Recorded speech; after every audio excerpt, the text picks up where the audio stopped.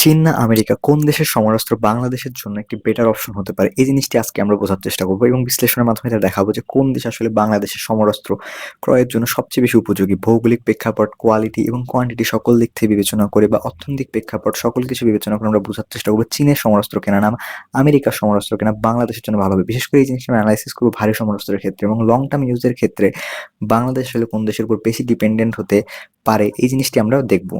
তো প্রথমে আসি যে আমেরিকান সমরাস্ত্র বাংলাদেশের জন্য কেন ভালো হবে। বর্তমান সময়ে আমেরিকার সাথে বাংলাদেশের সমরাস্ত্র থেকে শুরু করে সামরিক সম্পর্ক থেকে শুরু করে অর্থনৈতিক কূটনৈতিক সকল ধরনের সম্পর্ক ভালো রয়েছে। এরপর জো বাইডেনের পর যখন ট্রাম্প চলে আসবেন তখনও সম্পর্ক হয়তো অতটাও খারাপ হবে না যতটা বর্তমান সময়ের পূর্বে ছিল বা আমাদের বিগত প্রধানমন্ত্রীর সময় ছিল। তো বর্তমান সময়ে এটা আমরা বলতে পারি যে আমেরিকার কাছে সমরাস্ত্র কিনলে বাংলাদেশ লং টার্মে কোনো ঝামেলায় তেমন পড়ার কথা না।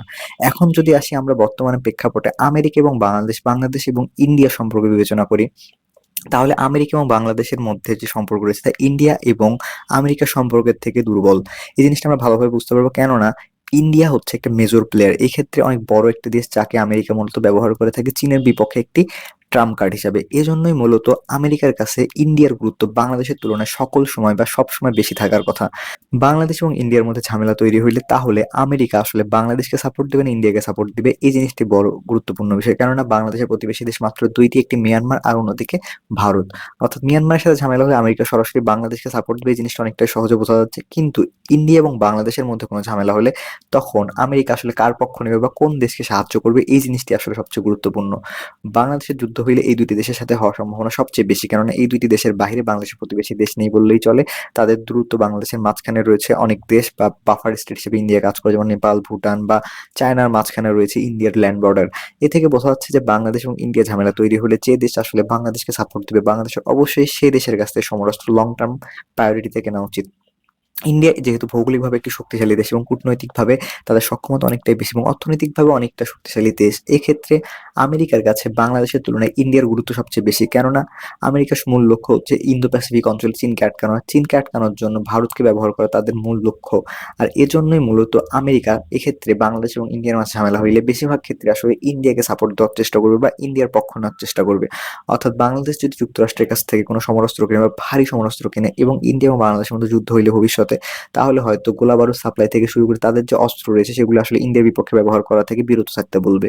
এই জিনিসটি আমরা দেখতে পারি যে ইন্ডিয়া এবং পাকিস্তানের মধ্যে যুদ্ধ হইলে যে জিনিসটা হয়, আমেরিকা আসলে তাদের F-16 ফাইটারকে পাকিস্তানকে আসলে তাদের F-16 ফাইটারকে ভারতের বিপক্ষে ব্যবহার করার ক্ষেত্রে অনেক ক্ষেত্রে নিষেধাজ্ঞা দেওয়ার চেষ্টা করে। এছাড়া তুরস্কের কাছ থেকে যখন তারা অ্যাটাক হেলিকপ্টার ক্রয় করার চেষ্টা করেছিল পাকিস্তান, সে সময় আসলে আমেরিকার ইঞ্জিন এই অ্যাটাক হেলিকপ্টারে থাকার কারণে আমেরিকাতে নিষেধাজ্ঞা দেয়, অর্থাৎ তুরস্ক পাকিস্তানে তাদের অ্যাটাক হেলিকপ্টার রপ্তানি করতে পারেনি। এ থেকে বোঝা যাচ্ছে যে ভৌগোলিকভাবে আপনার গুরুত্ব কতখানি বা অর্থনৈতিকভাবে আপনার গুরুত্ব কতখানি এবং পৃথিবীতে আপনার ইম্পর্টেন্স, বিশেষ করে হচ্ছে পৃথিবীর কূটনৈতিক অঙ্গনে আপনার ইম্পর্টেন্স কতখানি তার উপর ভিত্তি করে আমেরিকা আসলে সেই দেশকে প্রাধান্য দিয়ে থাকে। ভবিষ্যতে যদি বাংলাদেশ নিজেকে আরো বেশি যোগ্য একটি খেলোয়াড় হিসেবে প্রমাণ করতে পারে ইন্ডিয়ার পাশাপাশি, তাহলে হয়তো ভবিষ্যতে বাংলাদেশ একটি ভালো অবস্থানে থাকতে পারবে বা আমেরিকার সাথে তাদের সম্পর্ক আরো ভালো রাখতে পারবে। কিন্তু বর্তমান সময়ে বাংলাদেশের অর্থনীতি অতটা শক্তিশালী না।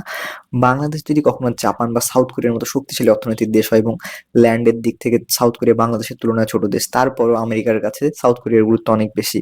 এই কারণে মূলত তাদের ইম্পর্টেন্স রয়েছে, বিশেষ করে তাদের অর্থনৈতিক গুরুত্ব, তাদের সামরিক শক্তি অনেকটাই বেশি। এজন্যই মূলত সাউথ কোরিয়া তাদের কাছে সে বেশি প্রায়োরিটি পায়।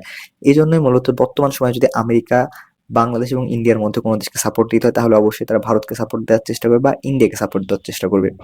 এখন আসা যাক চীন এবং বাংলাদেশের মধ্যে যে সমরাস্ত্র বাণিজ্য যদি হয় বা বাংলাদেশ যদি চীনের কাছে সমরাস্ত্র কেনে তাহলে কি হতে পারে। বাংলাদেশ যদি চীনের কাছে সমরাস্ত্র কেনে সেক্ষেত্রে ইন্ডিয়ার গুরুত্ব যেমন চীনের কাছে রয়েছে, একই সাথে ইন্ডিয়ার একটি শত্রু দেশ হওয়ার কারণে চীন আসলে বাংলাদেশকে সাপোর্ট দিতে পারে।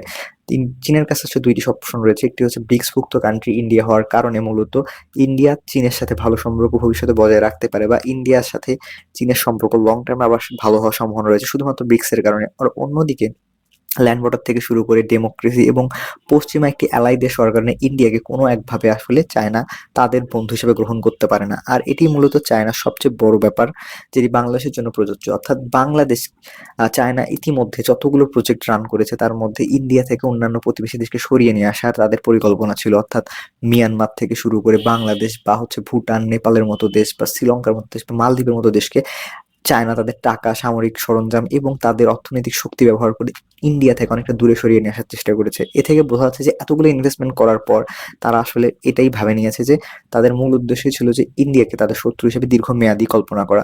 এজন্যই মূলত চীনের পলিসির ক্ষেত্রে পরিবর্তন হওয়ার সম্ভাবনা অনেকটাই কম। কেননা তারা এত বিপুল পরিমাণ ইনভেস্ট করেছে ইন্ডিয়ার বিপক্ষে বা ইন্ডিয়ার যে প্রতিবেশী দেশগুলো রয়েছে তাদেরকে নিজেদের আয়ত্তে নিয়ে আসার জন্য। এ থেকে বোঝা যাচ্ছে যে তারা ভবিষ্যতে খুব দ্রুত আসলে ইন্ডিয়ার সাথে বন্ধুত্ব করার সম্ভাবনা নেই বললেই চলে। যদিও ব্রিক্স এর মাধ্যমে তাদের একটা সম্পর্ক ডেভেলপ হচ্ছে, কিন্তু সেটি আসলে লং টার্মে আরো হয়তো দেরি লাগতে পারে বা ইন্ডিয়ার সাথে চীনের সম্পর্ক আসলে এইরকমই থেকে যাবে, একটা কমপ্লিকেটেড সিচুয়েশনে থেকে যাবে। অর্থাৎ ইন্ডিয়ার সাথে বাংলাদেশের যুদ্ধ হলে এক্ষেত্রে চীনের কাছ থেকে সাপোর্ট পাওয়ার সম্ভাবনা আমেরিকার কাছ থেকে সাপোর্ট পাওয়ার সম্ভাবনার থেকেও বেশি। আর এই জিনিসটি মূলত বাংলাদেশের জন্য গুরুত্বপূর্ণ। বাংলাদেশ যদি এখন আমেরিকা বা চায়নার কাছে ২ টি অপশন রয়েছে। বাংলাদেশ এবং চায়নার কাছ থেকেও যেমন সমরাস্ত্র কিনতে পারবে, একই সাথে আমেরিকার কাছেও সমরাস্ত্র কিনতে পারবে। এ সময় বাংলাদেশ যদি আসলে আমেরিকার কাছে সমরাস্ত্র কিনে তাহলে আমেরিকার সাপোর্ট পাওয়ার সম্ভাবনা ভারতের সাথে যুদ্ধ হইলে অনেকটাই কমে আসে। আর অন্যদিকে মিয়ানমারের সাথে যুদ্ধ হইলে হয়তো আমেরিকার সাপোর্ট একদম সরাসরি সহজেই পেয়ে যাবে। কিন্তু শুধুমাত্র চীনই একমাত্র দেশ যারা মিয়ানমারের সাথে যুদ্ধ হইলে বাংলাদেশকে যেমন সাপোর্ট দিয়ে যাবে, একই সাথে ইন্ডিয়ার সাথেও বাংলাদেশের যুদ্ধ হলে চীন সরাসরি সাপোর্ট দেওয়ার চেষ্টা করবে। মিলিটারি গোলাবারুদ থেকে শুরু করে সকল ধরনের সাপ্লাই দিয়ে থাকবে। অন্যদিকে পাকিস্তানও বাংলাদেশকে সাহায্য করবে। অর্থাৎ প্রতিবেশী ২ টি দেশ যখন আমাদেরকে সাহায্য করছে সমরাস্ত্র রপ্তানির ক্ষেত্রে বা সমরাস্ত্র আমদানির ক্ষেত্রে, এই জিনিসটা আমাদেরকে মাথায় রাখতে হবে যে চীন বা পাকিস্তানের কাছ থেকে সমরাস্ত্র ক্রয় করতে পারলে বা চীনের কাছ থেকে স্পেসিফিক্যালি সমরাস্ত্র ক্রয় করতে পারলে আমরা ২ দেশের সাপোর্ট পেতে পারি। আর অন্যদিকে মিয়ানমার এবং বাংলাদেশের মধ্যে যদি চীনের বন্ধুত্ব আমরা তুলনা করি তাহলে বুঝতে পারবো যে মিয়ানমারের বর্তমান অর্থনৈতিক অবস্থা খুবই খারাপ। দেশ হিসেবে তাদের সামরিক অবস্থা খুবই দুর্বল। বর্তমান সময়ে তাদের যে অভ্যন্তরীণ গেরিলা যুদ্ধ চলছে, বিশেষ করে সিভিল ওয়ার চলছে, এর কারণে মূলত চান্দা সরকার একটা দুর্বল পজিশনে রয়েছে। আরাকান আর্মি তাদের অধিকাংশ জায়গা দখল করে রেখেছে। তাই এই জন্য মূলত চীনের সাথে যে জান্তা সরকারের সম্পর্ক রয়েছে তা অনেকটাই দুর্বল অবস্থায় রয়েছে। অর্থাৎ বাংলাদেশ এবং মিয়ানমারের মধ্যে যুদ্ধ হলে অবশ্যই চীন বাংলাদেশকে সাপোর্ট করবে এবং বাংলাদেশের মধ্যে শক্তিশালী অর্থনৈতিক দেশকে সাপোর্ট করলে চীনের সব দিক থেকে লাভ হওয়ার সম্ভাবনা রয়েছে। কারণ আমরা মিয়ানমার থেকে অনেক বিপুল পরিমাণ যে আমদানি করে থাকি সেটি বাংলাদেশ করে থাকে। অর্থাৎ আমদানির দিক থেকে আমরা প্রায় $20 বিলিয়ন মতো চীনের কাছে আমদানি করে থাকি। এজন্য মূলত চীন তাদের এই আমদানি বাজার হারাতে চাইবে না। অন্যদিকে মিয়ানমারের সাথে তাদের বাণিজ্যের পরিমাণ বাংলাদেশের তুলনায় অনেকটাই কম।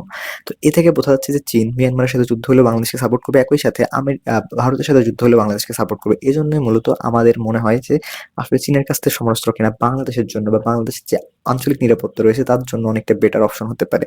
অর্থাৎ ভারী সমরাস্ত্র বিশেষ করে যুদ্ধ বিমান ক্রয়ের ক্ষেত্রে বা ফ্রিগেট ক্রয়ের ক্ষেত্রে চীনের উপর নির্ভরশীল থাকা বাংলাদেশের জন্য একটি গুরুত্বপূর্ণ অপশন হতে পারে। এছাড়া পশ্চিমা সমরাস্ত্র কিছু কেনার মাধ্যমে এই দুটির মধ্যে ব্যালেন্স করা যেতে পারে। তো আজকের জন্য এখানে শেষ করছি। এই বিষয়ে আপনাদের গুরুত্বপূর্ণ মতামত জানাতে পারেন আমাদের কমেন্ট বক্সে। এছাড়া আমাদেরকে সাপোর্ট দেওয়ার জন্য ভিডিওতে লাইক, কমেন্ট ও শেয়ার দিতে পারেন। বাই।